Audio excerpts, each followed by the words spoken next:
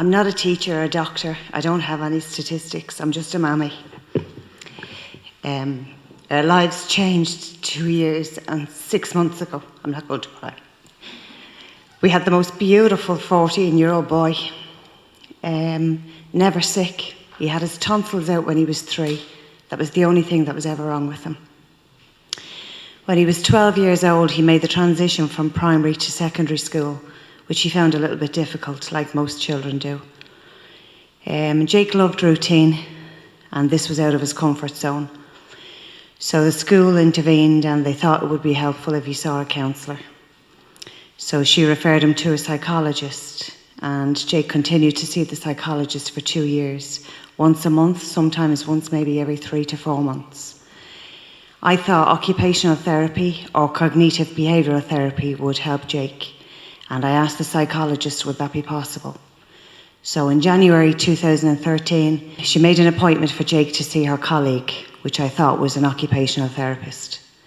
We never had any dealings with mental health. I didn't know anybody in the mental health system, never knew anybody on antidepressants, anything. I was in work that morning, so my husband John took Jake to the appointment. It lasted all of 10 minutes, and he came out with a prescription for Prozac. There was no consent form, there was no explanation what Prozac was, and the reason he was given it was to get him through his exams. Jake had an IQ of 153. He had a condition called mild Asperger's. It's not an illness, it's a condition that no tablet will ever fix, and he was quite happily living with it. He was a normal teenager. He was going through adolescence, he was sitting exams. It's just anxiety, that's it. He walked out of an exam halfway through, which was highly unusual. He also had a meltdown, which was highly unusual, that night, which lasted about 3 hours. I thought of putting him in the car and taking him to our local A&E, but I thought they would think I was neurotic because he was sitting his exams. I never thought that medication could make you do that, because the doctor had gave it to us, a psychiatrist. So they wouldn't harm my child. Do no harm.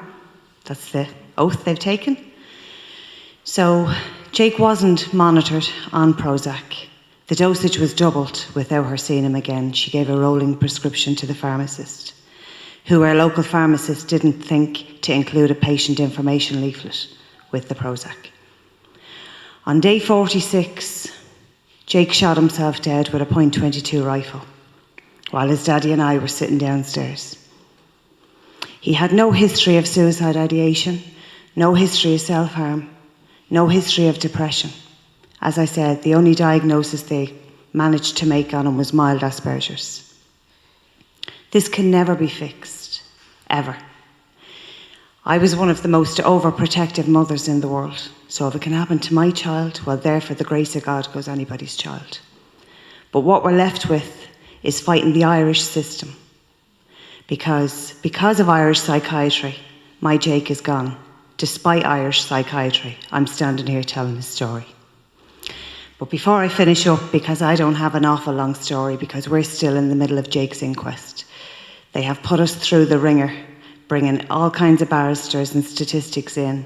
We are not allowed to speak about Jake in Ireland because of prescribed medication. If my son had been on cocaine, I would have been allowed to speak about him. I would be behind bars. Now, in my eyes, the prescribing psychiatrist should be charged with manslaughter.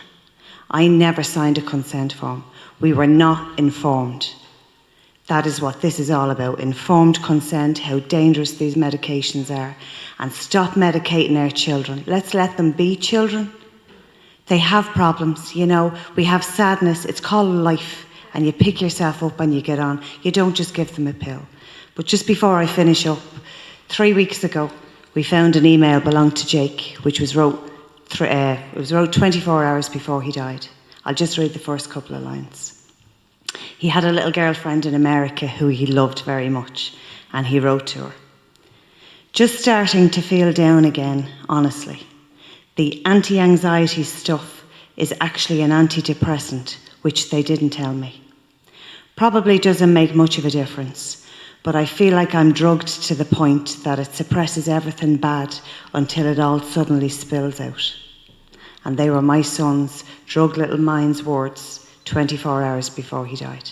Thank you very much for allowing me to tell Jake's story. Thank you.